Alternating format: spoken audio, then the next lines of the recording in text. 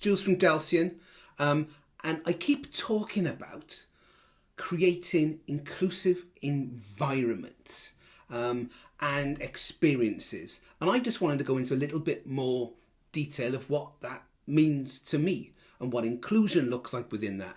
So a couple of key areas that I tend to look at. Ownership. When you're dealing with people, certainly around inclusion, who's going to take ownership? Not be passed on to another department, not be passed on if internally into an organisation to the EDI team, the HR teams.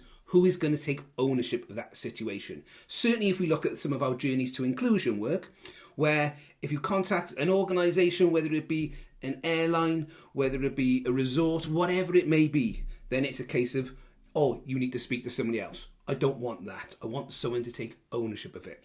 I want empathy. I want people to understand from my perspective what I may need. We talk about can't and won't. There's an understanding that there's not the fact that I won't or don't want to do something. It's that I can't do something. And people need to understand that. Okay, so the empathy, and also take away some of the presumptions. Just because something is accessible for yourself or inclusive for yourself, it may not be for me. Knowledge is absolutely huge.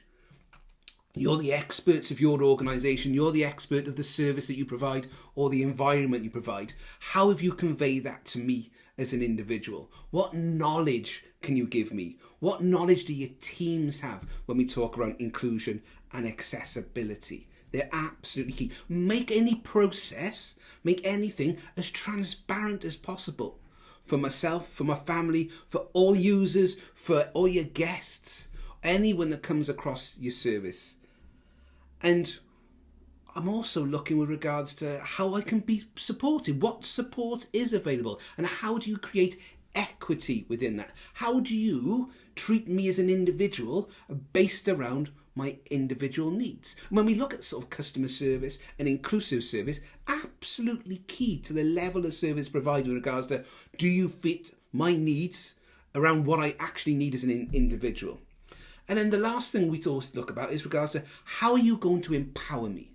How are you going to help me come back? What knowledge are you going to give me to have an understanding of what I can do within the future? That's absolutely key.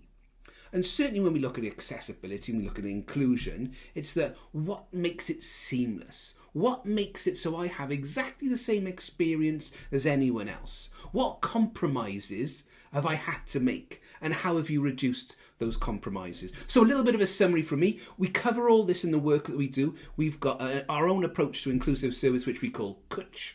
And these are the very much the elements that sit at the heart of all that. But I wanted to share it with yourselves. As I said, the next couple of weeks, we're going to be sharing some of our experiences from the US.